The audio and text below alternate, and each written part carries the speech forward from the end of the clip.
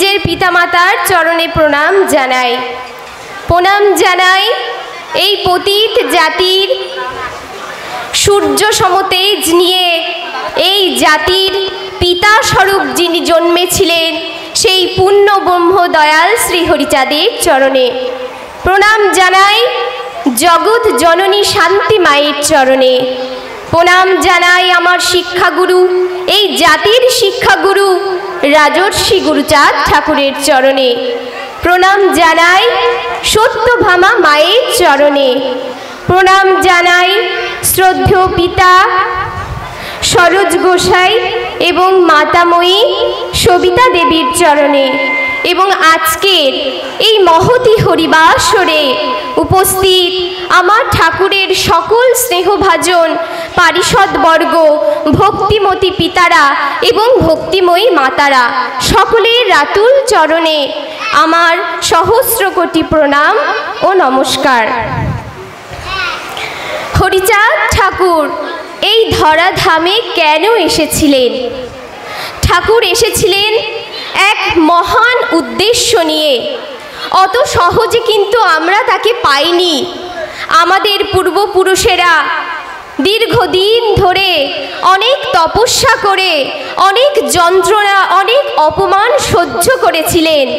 বলা হয় দুনিয়ায় যারা উৎপীড়িত, নিষ্পেষিত, বঞ্চিত, শোষিত, লাঞ্ছিত, যাদের যন্ত্রণায়, যাদের করুণ কান্নায়, সেই ভুলক থেকে এই ভুলকে আমার দয়াল হরিচাঁদকে নামিয়ে এনেছিলেন। তাই তো তিনি আমার জাতির মুক্তি সূর্য, পতিত জাতির আলোক সূর্য তিনি। তাই তো আজ এই সূক্ষ্ম সনাতন ধর্মের এই যে মহান বিস্তার, সেই বিস্তারের পথে যা কিছু আজ নমশূদ্রের বাজারে ঘটেছে, সবই আমার হরিচাঁদ রূপ কল্পবৃক্ষের ফলে ফলেছে। হরিচাঁদ কল্পবৃক্ষে ফলে সঞ্জীবনী ফল, সে ফল বিলায় প্রভু পরম দয়াল। সে গুরু পরম গুরু, গুরুচাঁদ নাম, শতকাশী তুল্য যার ওরা কান্দিধাম। আজ এই মহৎ স্থানটি বড় পবিত্র। এই স্থানটি আজ শ্রীধামে পরিণত হয়েছে। মরা মরা আশ্রিত হওয়ার কথা, এতদিন আমি সেটা শুধু পড়তাম, কিন্তু কোনো মানুষকে আশ্রয় করে এত মানুষের যে উপকার হতে পারে, তাকে ঘিরে মানুষ যে গার্হস্থ্য প্রশস্ত ধর্মের নবরূপ পেতে পারে, এই জগৎকে নবরূপে দেখার যে শক্তি, সত্যি যে গৃহস্থের ধর্ম মূল ধর্ম, আমার হরিচাঁদ ঠাকুরের দিয়ে যাওয়া দর্শনের শ্রেষ্ঠ কথা, গার্হস্থ্য প্রশস্ত ধর্ম জীবে শিক্ষা দিতে আমার হরিচাঁদ অবতীর্ণ হয় অবনীতে। সেই ধর্মটাকে মানুষের ভেতরে ঢোকানো, অর্থাৎ আমার শিক্ষক আমায় একটা কথা বলতেন, যা কিছু পড়বে তাকে নিজের রক্তের সাথে অ্যাসিমিলেট করবে। অর্থাৎ ধর্মকে শুধু শোনা নয়, আলোচনার মধ্যে রাখা নয়, পাঠ করা নয়। গুরুচাঁদ বলতেন, শুধু গুণগান নহে ধর্মের সার, তৎপতি কর্মহেতু কাম করো তার। এই ধরনের মানুষ যিনি আমাদেরকে ধর্মটাকে যাজন করতে শেখান, ধর্মকে নিজ জীবনে, স্বীয় জীবনে কিভাবে ধারণ করে চলতে হয়, তার প্রত্যেকটা পথ রাস্তা যিনি দেখান, তার চাইতে পরম গুরু এই জগৎ সংসারে পাওয়া বড় ভার। আপনারা বড় সৌভাগ্যবান। আমি অনেক স্থানে যাই, ঠাকুরের কথা বলতে দেখি, শুনি, কিন্তু এমন একজন পবিত্র মানুষকে সত্যি সত্যি যে রূপেই আপনারা তাকে দেখুন না কেন, পিতা, কেউ দাদু বলছে দেখলাম, কেউ গুরুদেব বলছে, যাই বলুন না কেন, যে রূপেই তাকে আপনারা ধারণ করে থাকুন না কেন, প্রত্যেকের জন্যেই এটি পরম পাওনার। কারণ এই একটি মানুষ সারা জীবনের কত সংঘর্ষ পরিশ্রম দিয়ে যে তিনি নিজেকে গড়ে তুলেছেন, এ কেবল যে এই যাত্রাতে হেঁটেছেন কেবলমাত্র সেই মানুষটি জানেন। তাই তো আমার ঠাকুরের এই ধর্ম দর্শন আজ পৃথিবীর চারিদিকে ছড়িয়ে পড়ছে। আমার গুরুচাঁদ বলে গিয়েছিল, জগতের যত আছে নগরাদি গ্রাম, সর্বত্র প্রচারিবে আমার বাবার নাম। এমন ভক্ত ভিন্ন ঠাকুরের নাম ধর্ম প্রচার সম্ভব নয়। আমরা সকলেই হরিনাম করি, কিন্তু হরিনামের যে মূল অর্থ সেটা না বুঝে হরিনাম করা। আমি পড়ছিলাম বাবুর বই যে বুঝিয়া ভজন করে যেই জন, হরিপদ প্রাপ্ত হয় সেই জন। সত্যি সত্যি এই দর্শনটাকে যদি আমরা বুঝে না উঠতে পারি, তবে দর্শনটা জানা আর অজানার মধ্যে কোনো পার্থক্য থাকে না। তাই এটাকে আমাদেরকে ধারণ করে চলতে হবে নিজের জীবনে এবং আগামীতে যারা যারা আসবে তাদের সকলের জীবনে। ঠাকুর অনেক মহান কর্ম করে গেছে। ঠাকুরের মহান কর্মের মধ্যে সবচাইতে বড় ধর্ম হলোই গার্হস্থ্য ধর্ম। আর তার পরবর্তী উত্তরসূরি রূপে স্বীয় পুত্র গুরুচাঁদকে দিয়ে গেলেন জাতির জন্য বার্তা, আমাদের দিলেন শিক্ষা। আজ দেখুন সেই শিক্ষার হাত ধরে জাতির উন্নতির চরমতম শিখরে এই নমশূদ্র জাতি সহ আমার অশ্বিনী বলতো তথায় যায় 36 জাতে, তারা পাত এক প্রসাদ খায় এক পাতে। অর্থাৎ আমাদের ধর্মে কোনো জাতপাত নেই, কোনো বর্ণ নেই। এর আগে হরিনাম ধর্ম দিয়ে গিয়েছিলেন মহাপ্রভু, কিন্তু তিনিও তার জীবনে অনেক ভুল কর্ম করেছিলেন। তাই তিনি স্বীকার করে গেলেন যে সন্ন্যাস লইলু যবে ছন্ন হলো মতি, সন্ন্যাসের কি প্রয়োজন, মূল প্রেম ও ভক্তি। আমার ঠাকুরের দর্শনের মূল কথা হলো প্রেম ও ভক্তি। সত্য তেতা দাপর কলি 4 যুগ, কিন্তু এর পূর্বের যে 3 যুগ যত ভক্তগণ ঠাকুরকে ভজনা করেছেন, ঈশ্বরকে আরাধনা করেছেন, তারা সকলেই কিন্তু অনেক পরিশ্রম করেছেন, অনেক দিন ধরে ঠাকুরকে ডেকেছেন, কিন্তু কেউ কিন্তু ঈশ্বরের দর্শন অত সহজে পায়নি। কিন্তু এইবার এই কলিতে আমরা স্বল্প সময়ের স্বল্প আয়ু নিয়ে আসা জীব, মাত্র 120 বছর বলা হয় কলির আয়ু, এখন তো তার চাইতেও কমে গেছে।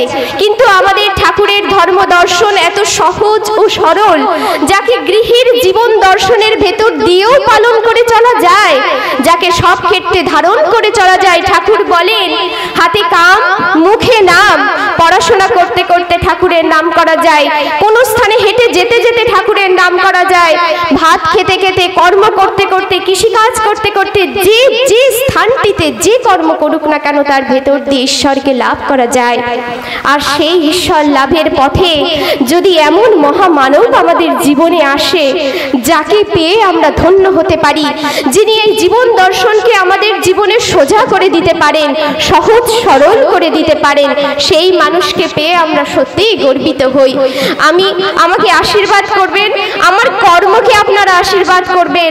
আমি যেন যতদিন জীবিত থাকি আমার ঠাকুরের নাম ধর্মকে সমস্ত বিশ্বের দরবারে ছড়িয়ে দেবার যে আপ্রাণ প্রয়াস, তা যেন আমি করে দিয়ে যেতে পারি। আপনারা সকলে এই স্থানটিকেও আশীর্বাদ করবেন, কারণ এই রকম মানুষ এবং এই রকম স্থান কিন্তু অত সহজে করে ওঠে না। আমি ঠাকুরের কাছে প্রার্থনা করি, হে ঠাকুর, এই স্থানটিতে থেকে যেন আরো বড় বড় কর্ম সাধিত হয়, স্কুল বিদ্যালয়, আগামী ভবিষ্যৎ প্রজন্মের ছেলেমেয়েরা যেন এখান থেকে এক নবযুগের দিশা পায়। এটি বড় পবিত্র স্থান, কারণ শিক্ষা আনে চেতনা, চেতনা আনে বিপ্লব, আর বিপ্লব আনে দাসত্বের শৃঙ্খল থেকে মুক্তির পথ। এ জাতিকে সেই মুক্তির প্রথম পথ দেখিয়েছিলেন আমার হরিচাঁদ ঠাকুর, আমার দয়াল গুরুচাঁদ ঠাকুর। আমার ঠাকুর কেন এসেছিলেন, তিনি যে পূর্ণ ব্রহ্ম, সেই কথা কিন্তু আমরা লীলামৃতেই পাই। ঠাকুর বলছেন খণ্ড খণ্ড অবতারে জীব এলো ধরা পড়ে, আপনা সাথীতে পুণ্য ভজিল আমারে। শ্রী গৌরাঙ্গ বুদ্ধ আদি অথবা গৌরাঙ্গ আমাকে সাধনা করে পেতে মম সঙ্গ। শ্রী গৌরাঙ্গ হরি বলে রাম পূজে দুর্গা, শ্রীকৃষ্ণের প্রেম দিল রাধিকা বিসর্গা। বুদ্ধ সাজিবার তরে বুদ্ধ তপস্যা করে, বিনা সাধনায় এরা কিছু নাহি পারে। পূর্ণ আমি হরিচাঁদ, অপূর্ণের পিতা, আমি ক্ষীরোদের ঈশ্বর। অর্থাৎ ঠাকুর দেখুন নিজেই নিজের যে অস্তিত্বের প্রমাণ, তিনি যে পূর্ণ অবতার, তিনি আমাদের নিজেই জানাচ্ছেন। আমি এটা বুঝতে পারি না, যারা আমাদের লীলামৃতকে অশ্বিনী গোসাই যাকে বলছেন যে করো দলিল গ্রাহ্য ছাড়ো বাহ্য, যে দলিল গ্রন্থ মহাসংকীর্তন, ঠাকুরের হরিসঙ্গীত, হরিগুরুচাঁদ চরিত্র সুধা, শ্রী শ্রী লীলামৃতের মতো ধর্ম দর্শন গ্রন্থ থাকা সত্ত্বেও এই দর্শনে থাকা অনেক মানুষ কিন্তু ঠাকুরের মূল দর্শনটাকে তারা বুঝতে পারে না, বুঝতে সক্ষম হয় না। ঠাকুরের ধর্ম দর্শন হলো সূক্ষ্ম সনাতন গার্হস্থ্য প্রশস্ত ধর্ম। সূক্ষ্ম নামটা কেন ঠাকুর আনলেন? কারণ ঠাকুর বলছেন অতীতে ধর্মের নামেতে জীব অধর্ম করায়, তাই দেখি ধর্ম দিতে আমার শ্রীহরির উদয়।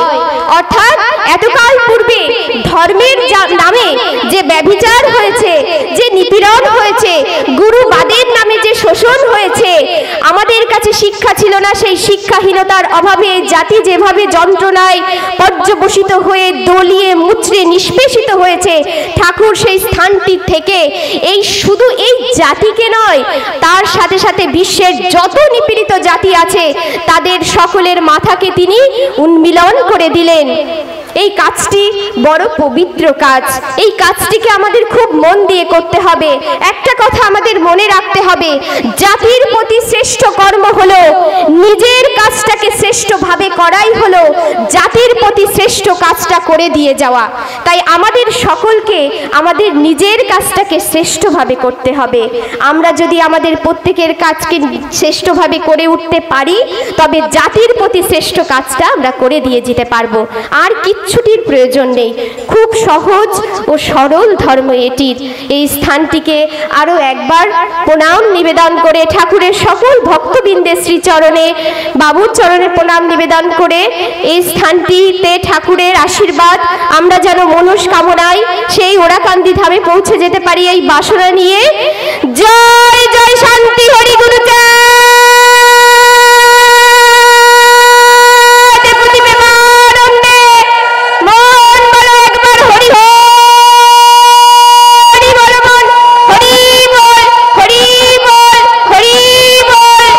জয় শান্তি হরির জয়, জয় শান্তি হরির জয়, জয় শান্তি হরির জয়।